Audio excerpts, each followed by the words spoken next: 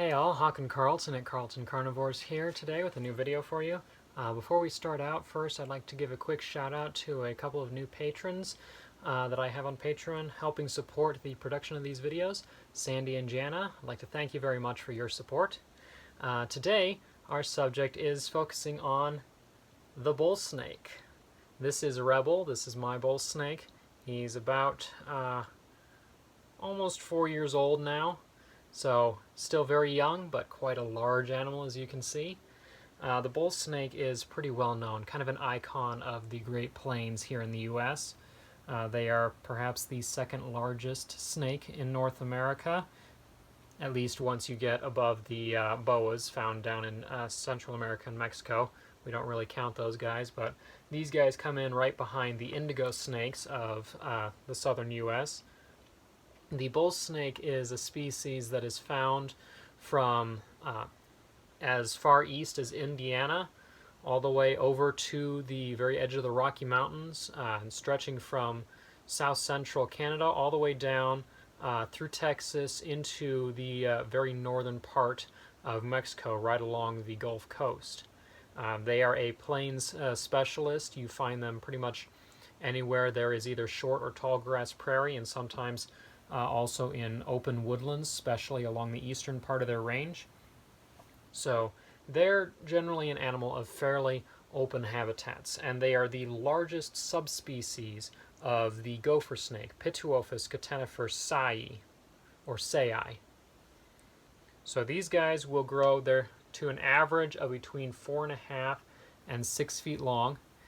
Rebel here is somewhere between 5 and 5.5 feet right now, and he could potentially push 6 or 7 feet given a couple more years. The record is just over 8 feet, so a very impressively large snake in certain parts of their range. And I've been lucky enough, of course, where I live, they are native species, so I get to go see them out in the wild oftentimes. Sometimes I'll find them even in our backyard, but here's a bit of a montage of some of the animals that I have found in the wild. Fossil animals. You can see the fantastic coloration that they have too. 3 different kinds of patterns on them basically. Dark near the front, lighter in the middle, and then dark bars and bands along the back in their tail. And this color varies a lot across their range. Some of them have much sandier or redder colors. Others get very, very dark blacks or yellows in the background. Alright, first snake of the trip today. Really pissy bullsnake. He's all grumpy today. Some of them are very kind of pale, rusty and tan colors. Other guys have really dark colorations. This one you can see is kind of intermediate. He's got some really dark colors, a little bit more pale in the middle. And grumpy is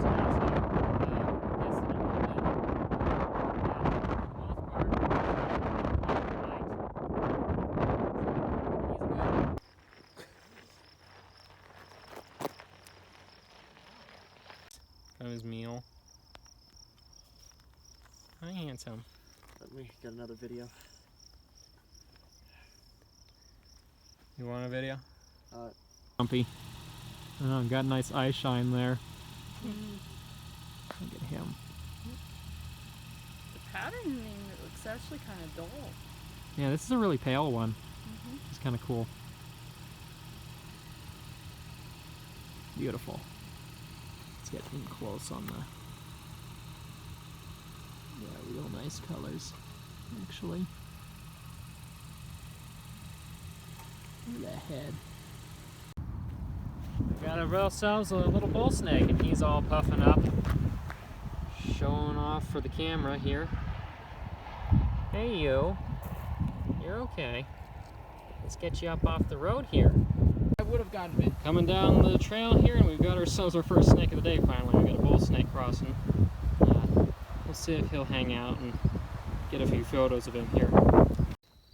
Finally out here, we have found a live snake. It's a young bull snake. Urge you to go that way, still towards Pretty the ditch. beautiful there animal. You go. Yeah, he's moving along. We'll get a few photos and then let him go on his way here. And then just a quick clip montage for you guys here showing some of those snakes as well as a couple of others that I found over the years. Snakes that have been in the backyard, or also a couple that I've seen at expos that show some of the variation of appearances that these snakes can have. The one at the expo at the end here, in fact, has a truly incredible color. Some of them can be really red, and there's a couple of mutations that increase the bars on the backs of the snake. So you have this very red, almost tiger stripe looking snake that is bred in some places. So yeah, they can be an extremely variable species in terms of appearance, but generally they have that similar kind of tricolor pattern on most of them, where they have kind of a really craggy, messed up, blotchy pattern in the front third of their body. It lightens up in the middle to a more dorsal saddle pattern, and then lighter colors, and then it darkens again towards the tail, at least when it comes to the blotches. So light background, but very dark tail, as you can see right here. Hey, dude. So yeah, these guys, again, they're very large snakes, and they're constrictors, so when they hunt food, they are going to grab their food and then wrap around it and squeeze, cutting off circulation and killing the animal usually within a few seconds. So not venomous whatsoever, although they are often mistaken for rattlesnakes across much of their habitat. And quite curious animals too, as you can see. In the wild they can be very skittish. They often are rather famous actually for their defensive habits. The bull snakes, gopher snakes in general, and their relatives, the pine snakes, are very dramatic, very loud creatures when they are feeling threatened. They will start off with rattling their tails, which is often considered by some to be a mimicry of rattlesnakes, but in reality, the rattlesnakes came later. These guys and many other snakes around the world who have been doing it even longer. It's a technique just to kind of make noise in the leaf litter. Hi! To make a loud noise to scare off any predators. And then the gopher and pine snakes take it one step further in that they will also stand up in kind of an S shape, which does more resemble rattlesnakes in a lot of ways. And they'll take in a deep breath and puff themselves up, and then as they let that out, they will actually open their glottis, the windpipe, the opening right in the bottom of their mouth, and make it vibrate as they release that air, so that it sounds like a very raspy, guttural, rattling noise. And they hope that that sort of noise will scare off any predators that might come around them.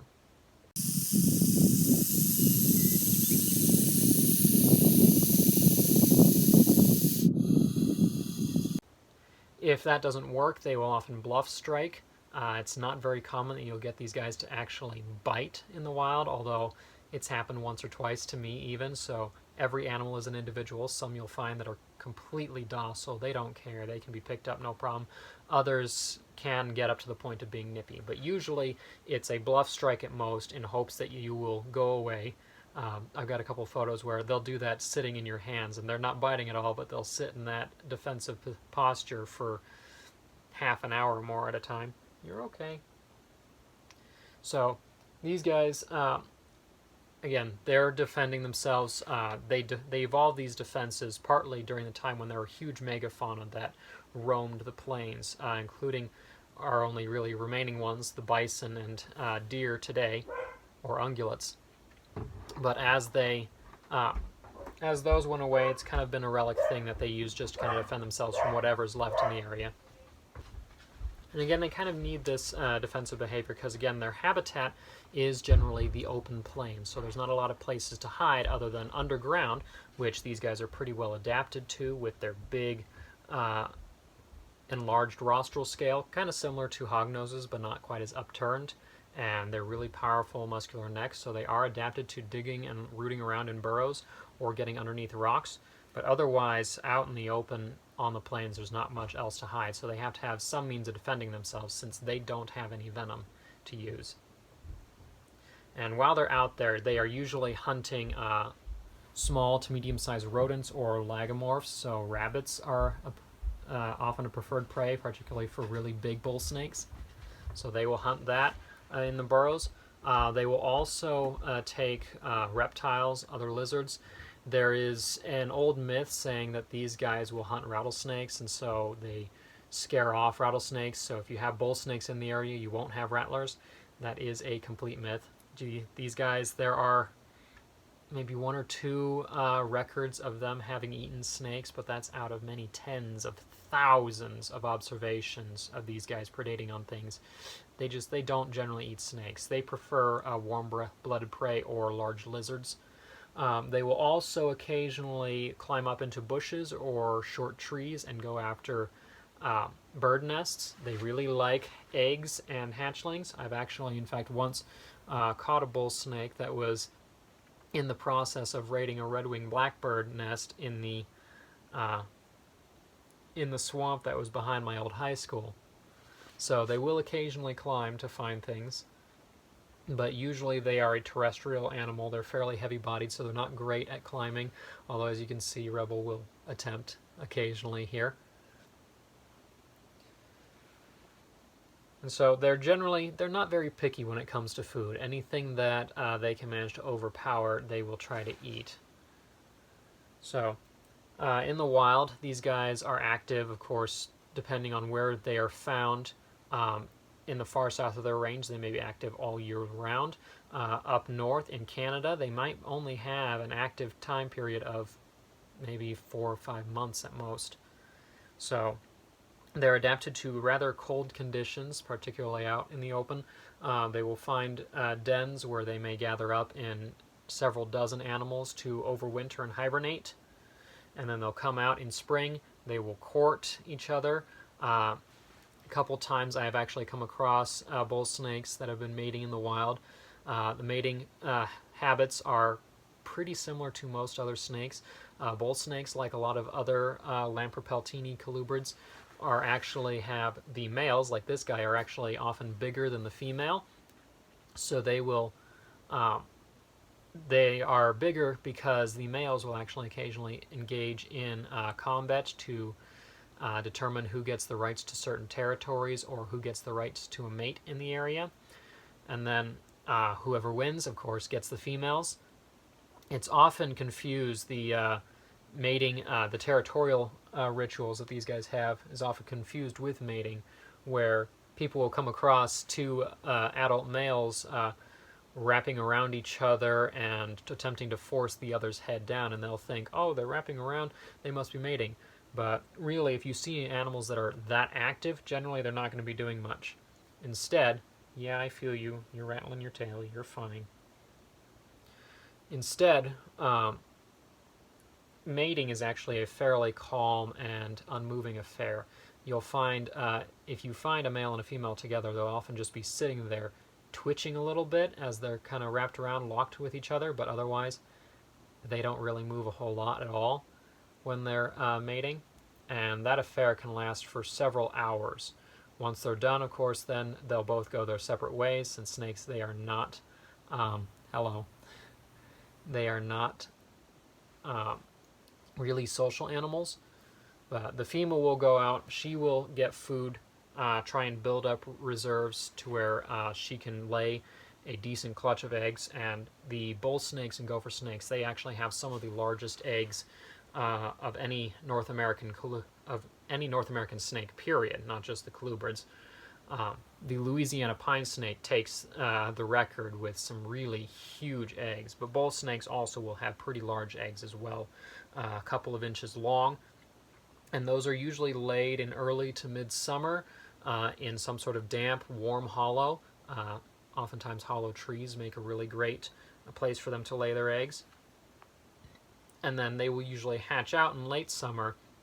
The babies will hatch out with actually a fairly strong pattern, not quite so much like the adults. They actually have rather clear blotches all the way from their head to the tail. And then as they grow up, their pattern kind of changes to look more like what the adults in the area will look like. Although, of course, with this species being so variable, some babies will retain almost the same pattern until they are adults. And they hatch out around a foot to 14 inches long, so fairly large baby snakes, and so already big enough to take on very small mice, lizards, and things like that. And so they'll get a couple meals in before winter sets in. And bull snakes are kind of overlooked when it comes to being a pet animal. People might find them in the wild and keep them as pets, but often when it comes to like captive breeding and such, they're not really common in the pet trade. They have become more common recently because there have been a number of color mutations, morphs that people have discovered in them. There's a couple of different kinds of amelanistic, often incorrectly called albino. There's white-sided, there's some patternless forms. Certain localities, especially in Texas, Rebel here is actually a Texas bull snake. There's some localities down there that can become this brilliant red, or in some cases almost like salmon pink colors amongst the blotches. So those are being bred. There's a couple other pattern mutations, but still generally they're nowhere near as common as things like corn snakes or even other rat snakes, or of course the ball pythons, which take the crown at the moment. But in reality, these guys actually make great pets if you want something that has a little bit more attitude or personality than your average corn snake and gets a little bit bigger. Because, again, even if you get just like an average size bull snake, that's still a snake that is going to get somewhere between 5 and 6.5 feet long on average. And they'll weigh a couple of pounds. These are pretty hefty snakes, as you can see. But if they are handled, especially from when they are young all the way up, they can usually become quite placid animals. You've seen with Rebel here, I've been talking to him. He occasionally rattles his tail when he's not happy, and that's partly because right now he's actually just starting to go into shed, so he's a little more on edge than he usually is. But you can see generally, if they're handled regularly, they are usually really calm animals. They're very inquisitive. They like to look around, poke around and stuff. And they're pretty easy to keep because, again, they're garbage cans. They will eat just about anything that you throw at them. Rats, mice, chicks, rabbits, eggs, anything they'll take. So, certainly if you want to look for something a little different, these guys do make a great pet. Although I stress, even though this is not a species that is endangered in any way in the wild, at least this subspecies isn't, I don't recommend going out and capturing a wild animal for a pet because they tend to not acclimate as well to captivity. And of course, a wild animal is a lot more likely to continue being defensive towards you because that's just what they're adapted to. They are used to being threatened in the wild oftentimes, and so they will often act defensive towards their new keeper. So if you can find a captive breeder of these guys, that is what I always recommend. They're usually not that expensive, especially like a normal bull snake might be $60, $80. Some of the morphs might go up to a couple of $100, which overall isn't that much. You want to make sure you set up a cage that has a lot of room for these guys. A baby might last for a year or two in a like 1 by 2 foot cage, but should be moved up pretty rapidly to something much bigger. I would actually recommend for an adult like this guy, if you can, give them a 6-foot cage if possible, if not more, and that's just in length. A couple feet deep. Give them some height as well, a couple feet tall, so that you can put in branches or platforms in there for them to climb on, because again, they are very active animals at certain times of the day. They like to explore, they like to poke around, and also give a fairly deep substrate, a couple inches if you can, so that they can burrow. Or if not that, then at least several good large hides that they can choose between and hide in. The temperatures in their cage should range around average mid-70s for the ambient temperature, and then have a hot spot between the upper 80s to low 90s. Because again, these guys are native to everywhere from Canada to Mexico, so they experience in a lot of those areas some really hot temperatures in summer. They won't be out and about, of course, during those times, so give them places to hide and cool down. So a hot side and a cool side. Also provide a fairly large water dish if you can, because while it's not common, these guys do occasionally go for a swim, and so you might see them soaking, especially right before shedding. Humidity is not really a huge concern, although it's not ever a bad idea to mist down the cage a little bit when these guys are in their shed phase, just to kind of give them a little bit of a helping hand. I don't have to worry here because the house is just humid from all the plants that I grow. But if you happen to be in a dry area and you don't have 1,000 plants like I do, give it a mist just to help them with shedding. And then these are a snake that can live without doubt at least 20-25 years or more. In the wild, an average might be 7 to 10 years, just because they are threatened by predators and they don't have a lot of defenses other than being bluffers. But in captivity, this guy's just started his life. He's only, again, almost 4 years old. He'll be about 4 come midsummer, and then he should be around for another 15-20 years or so. So these are long-term. These are a very long-term animal that you need to be ready to take care of. And again, they are a big animal. Because they're so big, there is a bit of a temptation to just kind of let them be the garbage animal in a collection. Whatever one animal doesn't eat, throw it into the bull snake. But like any other snake, of course, you have to be careful because they can become fat as well. You want to kind of moderate what they're eating. The average size prey for a snake like this, again, is usually about 1 to 1.5 times the thickness of the thickest part of their body, so right here.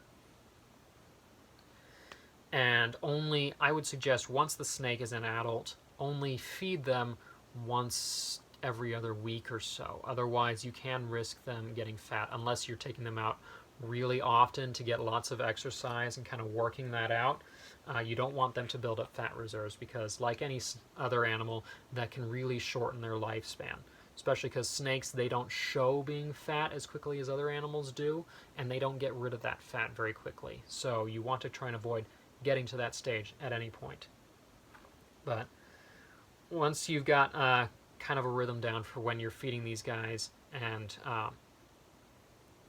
generally you got what they're set up, what they need, good hides, a good area for exploration, a large water dish. Again, they can be great, enjoyable animals. They're very personable. Each one has a different personality. Some of them are huffier than others, and you can watch. They'll have different, they can have mood swings from day to day as well, even like any other animal.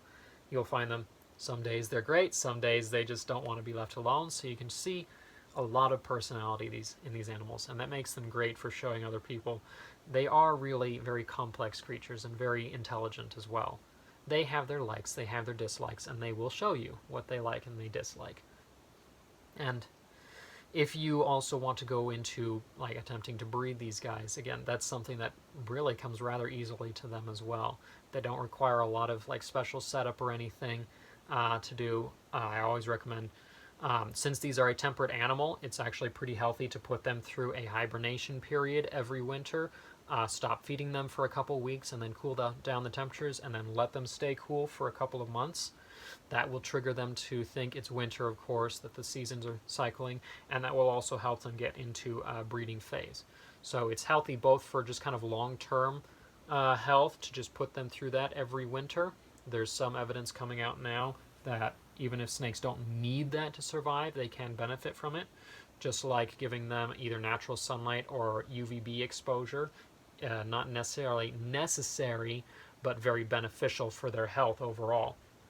But put them through that and give them that cool period. Then comes spring, as they start to warm up again, you ramp up their feeding, and they'll be basically ready to breed. You put a male and a female together, and they'll do the rest. Make sure to have, once the female is getting ready to lay, have a good shed box for her to sit in. That will then become her nest box. Some moist sphagnum or vermiculite, something like that in that box, and then wait until they lay the eggs.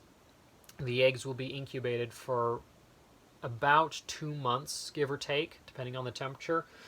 Temperature usually between like 82 and 85 degrees is usually good, and that'll have them hatching out in 60 to 80 days or so. And then, again, they're garbage disposal, so usually the babies have no problem getting fed. There's a lot of resources out there, though, for helping get babies started on feeding if you have one that's stubborn, but for the most part, bull snakes won't be one of those. So that's about all that I have for you guys for this particular topic. I hope you enjoyed. Hope you enjoyed seeing Rebel again. Such a fun animal to work with.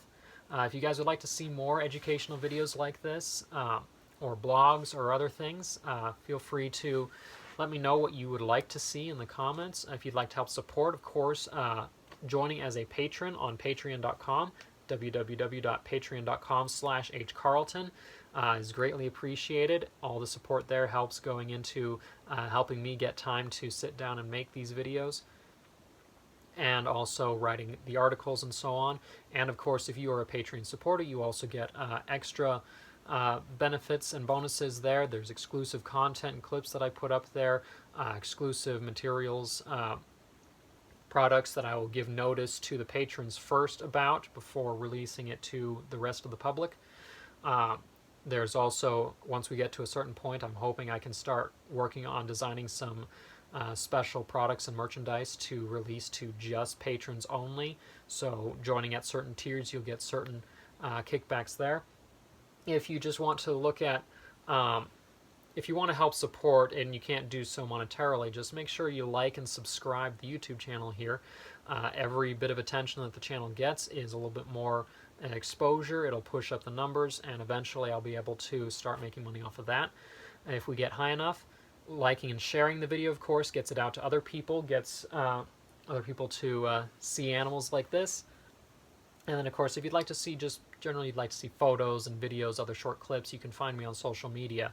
I'm on Instagram, I'm on Facebook, and a little bit on TikTok, so you can find me there at Carlton Carnivores. Check out the website for the database and the shop, of course, carltoncarnivores.com.